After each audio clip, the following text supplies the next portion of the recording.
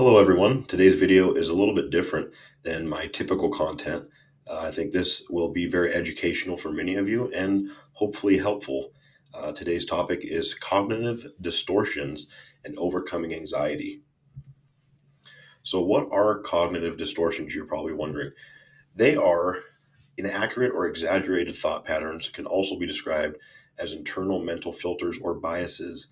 These deceptive thought patterns significantly impact our lives, increase anxiety, deepen depression, and cause lots of relationship difficulties, which are never fun.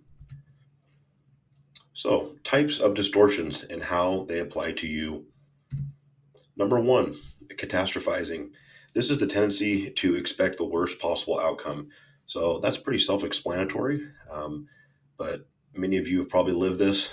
For example, going into an extremely hard test in school, you expect to fail the test, and that alone is going to cause a ton of anxiety, even though the likelihood, if you studied very well, is not very high that you fail. And it just causes a ton of unnecessary anxiety, no matter what the case is, whether it's in the gym, at a competition, at school, at work. You expect that you're going to get fired. You expect you're going to do bad at your job. So try to avoid that. Number two, jumping to conclusions. This is something that I see a lot of young people do, especially around texting, calling, that kind of thing. She didn't reply quick enough. She must not like me. Or, she didn't reply for 5 hours, or my friend didn't reply for 5 hours. They must be mad at me, or they must not care about me. Most of the time, this could be further from the truth, and it's just your own distortion. Number three, all or nothing thinking. This is a very toxic mental pathway to go down. This is setting unrealistic high standards for yourself. If I don't get an A, I'm a failure. If I don't get the promotion this time around, I'm worthless. I'm 30 years old and I should have had it by now. So that's something that you should definitely avoid, and it can set yourself up for a ton of stress. Number four, this is one that I think a lot of people struggle with. This is mental filtering. So this is focusing on only the negative when there are a ton of positive aspects. We probably have all been around, um, people that are glass half empty, or pessimistic. They're not as optimistic. They're always looking at the negatives. It's very easy to do, even though we do live in a pretty good country and we have things pretty well off. If you have a vehicle to drive, you have food on the table, you have money in the bank, you have family members that love you, or family members at all that are still in your life, you have it pretty good. So, mental filtering can also be good.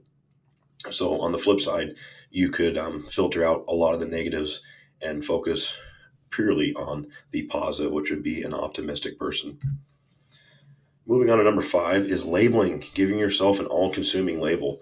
I forgot to complete this. I'm such a loser. Or, I messed it up with my girlfriend or my boyfriend. I'm just forever doomed. This is a very, very toxic behavioral trait to get, by putting labels on yourself, and labeling other people can be super negative. So that's definitely something you don't want to continue doing. Number six, overgeneralizing, drawing super broad conclusions. People tend to do this if have experienced a bad relationship.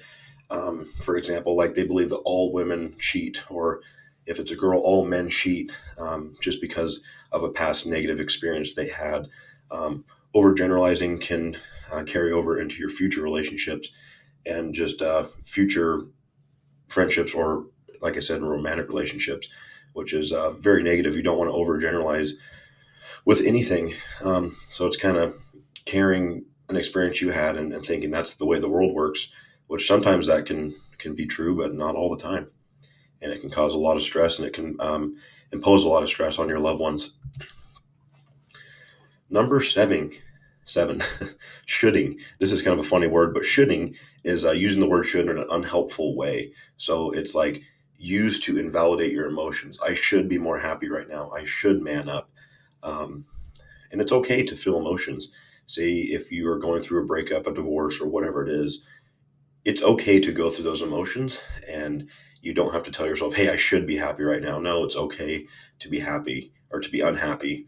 And yeah, just continue with that thought process rather than constantly feeling like you should feel a certain way when our bodies are pretty good at telling ourselves why we're feeling a certain way. Number 8, personalization. So this is, you tend to think that everything happens around you is something caused by you. So my friend is stressed out. I have said something to upset him. So this is kind of the opposite of extreme, or a negative form of extreme ownership, where you believe everything around you is caused by you. Things at work are failing, things in the relationship are failing, things with your parents are failing, and you believe that it all has to do to you. This kind of goes back to labeling yourself, like I'm just the family screw up. Everything I just everything I touch is ruined, when things are much more complicated than they may seem at the surface level. Number 9, emotional reasoning. This is, you believe because you feel a certain way that it must be true. You base your thoughts on emotion rather than hard facts. An example of this is, I feel nervous before this speech, so something is going to go terribly wrong. And our emotions can lead us in good ways, and a lot of the times in a bad way. For example, before a competition, if you feel nervous, you automatically think that you're going to do bad because you have this slight negative emotion or slight anxiety, when likely your body's just telling you to get serious, and anxiety can be a good thing. It's preparing you for what's ahead. You can't always trust your emotions. If you feel mad, you have to sit back and think, why am I mad right now? And correlate the thoughts against it. Number 10, this is another important one. Magnification and minimization. This is especially important in relationships. Making something larger than it actually is magnification. And on the flip side, minimization is not giving something the full attention it deserves. And so this could be blowing your mistakes out of proportion and downplaying your achievements. Especially in relationships, minimization, you do not want to minimize your partner's concerns. If they bring something up to you, you should try to magnify it to yourself and make it more important than you really deep down even think it is. But this can be really helpful. And on the flip side, magnifying something that's not that important can also be bad. Like, hey, my partner didn't reply, they're probably cheating on me. That's you magnifying a stress, and that could be very negative as well. And at the same, like it says on the last sentence there, don't downplay your achievements. If you know, reach a goal, give yourself a pat in the back, focus on that and realize what you've done and be happy about it. And don't minimize, like, well, I'm not there yet. I'm not at world's strongest man yet. So this doesn't matter. That, that, like they say, the journey is what matters. And if you really focus on those little wins, you're going to be happier in the long run, rather than minimizing every single good thing you do. Because who else is going to be positive towards you when you win? Number 11, fallacy of change. You believe that people will change their behavior in a way that benefits you. This gives people a lot of false hope. So, for example, if I keep telling my partner to give me more attention, they will eventually. And people keep doing this and keep doing this. And it develops a lot of trust issues, because people put too much trust in other people. This can be in the workforce, in your personal life, your family life, whatever that is. If I keep texting my brother, then he'll love me, or vice versa with a partner. If I keep telling him to clean up after himself, he eventually will. A lot of things take more direct action than just having that fallacy of change. Number 12, always being right. This is a pretty simple, self-explanatory, kind of like number 1. It leads to difficulties in social and romantic relationships, as you could probably tell and understand why. We all have a understanding of our own thoughts, and sometimes it's hard to think that we're wrong. And a lot of times we are wrong, and that's okay. That's how we grow. So you don't always have to be right. Give up that locus of control of your own thoughts. Sometimes it's something I've struggled with. I've struggled with all 12 of these, and I'm sure if you're watching, you're probably relating these a lot to yourself. So after me telling you all these, you're probably like, well, how can I help these? You told me all these problems, and I'm finding out what's wrong with me. What do I do to overcome these? And that will be in this next slide here. So, how to overcome cognitive distortions. Number 1, CBT, which is cognitive behavioral therapy. This is the most common popular form of therapy used today. typically in your town, most therapists are going to use some sort of CBT to help you, talk to you about what's going on in your life and develop a game plan to kind of overcome these anxieties or whatever. And I also should mention a lot of these too, cognitive distortions are not the sole cause of anxiety. It is one of the many. It could be trauma and environmental environmental related.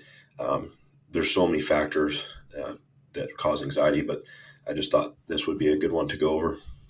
Number two, recognize your thoughts and challenge them. If you're having these negative thoughts, challenge that negative thought. Don't just let it overtake and override your brain. Challenge why you're thinking that way. Number three, log what triggers your negative thoughts. After you challenge that thought, write it down. Log what's triggering and what's making you feel that certain way, why you get mad, why you get sad, why you're anxious. Log it down, write it down. And number four, avoid absolutes. Don't just see things in black and white. There can be a gray area. Just because someone didn't reply to you, it doesn't mean they're cheating on you or they're ignoring you. So just take a step back and realize, am I jumping to conclusions? Number five, consider other perspectives, especially important in relationships. Consider your partner's perspectives. Put yourself in their shoes and understand why they're feeling a certain way, rather than just, taking that know-it-all approach and saying, I don't understand why you're upset. It makes no sense. Just say, hey, I understand why you feel like this. Let's talk about it. And number six, identify your patterns. Again, that kind of goes back to writing down what triggers you. Same thing, write down what triggers you and see what kind of pattern develops. Like, okay, around payday when I'm not getting paid or when work gets stressful, I come home and I'm more negative. So yeah, just write those down and identify your own patterns. So other people don't have to identify them for you, which can be stressful, and that's brought up. So yeah, I hope this video helped you guys. I know a lot of people deal with anxiety. I deal with anxiety. I've dealt with it my whole life. Thanks for watching, and I hope you guys have a great day. Thank you.